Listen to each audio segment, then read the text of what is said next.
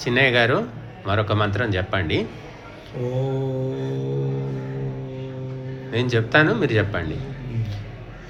ఓం విశ్వాని దేవ సవితర్ దురితాని పరాసువ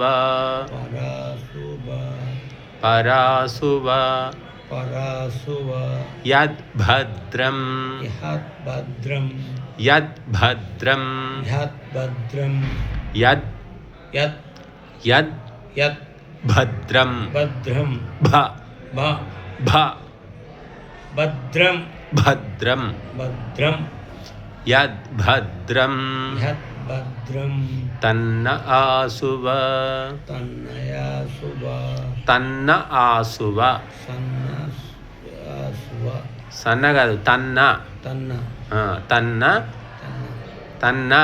తన్న ఆసువ సన్న కాదు, తన్న ఆసువ ఓం విశ్వాని దేవ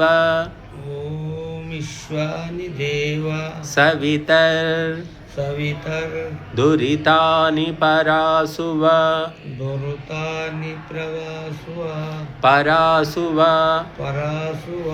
యద్భద్రం తన్న ఆసువ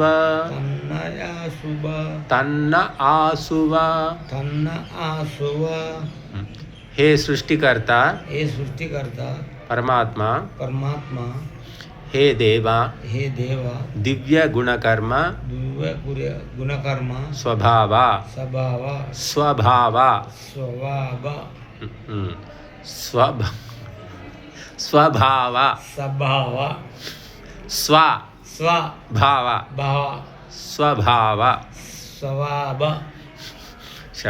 అన్నట్టుంది. గుణకర స్వభావ మా నుండి అన్ని విధములైన దుర్గుణములను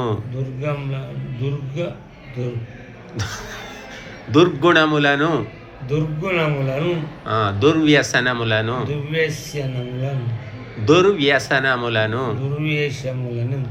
వేషములు కాదు, వ్యసనములు.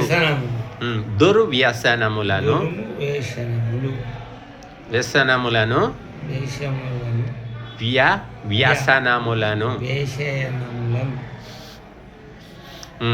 దుర్గుణములను దుర్వ్యసనములను దుఃఖములను దూరము చేయుము. ఏది కళ్యాణకరము శుభకరము దానిని మాకు ప్రాప్తింపజేయుము.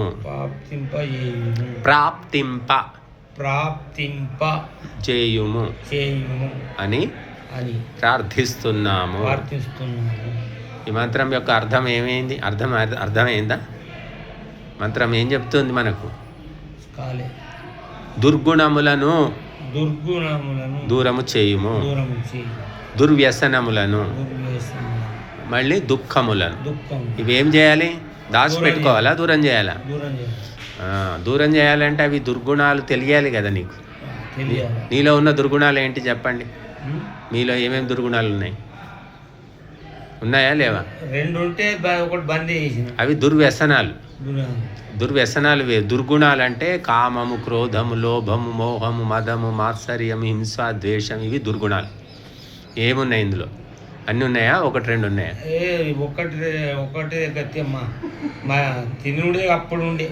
అది దుర్వ్యసనం. అది వేరు. దుర్గుణాలు అంటే కామం అంటే కోరికలు ఏం లేవు. క్రోధము కోపం ఉన్నది, అది చెప్పు. మరి లోభము పిసినారితనం దాచిపెట్టాలి, కూడా పెట్టాలి. అసలు లేదా? కొద్దిగా ఉంది. అసలు లేకుంటే ఎట్లా బతుకుతావు? అది లేని సంసారమే నడవదు. 76 ఏళ్ళు సంసారం చేసిన అదే సంసారి అంటేనే. దాచిపెట్టకుంటే అందరు తిట్టిపోతారు, కొడుకులు ఊకుంటారు. నువ్వేం దాచిపెట్టినావు, మాకేం తీసిపెట్టినావు అంటారా లేదా? చెప్పండి. మోహం ఉందా? కొద్దిగా. దేని మీద?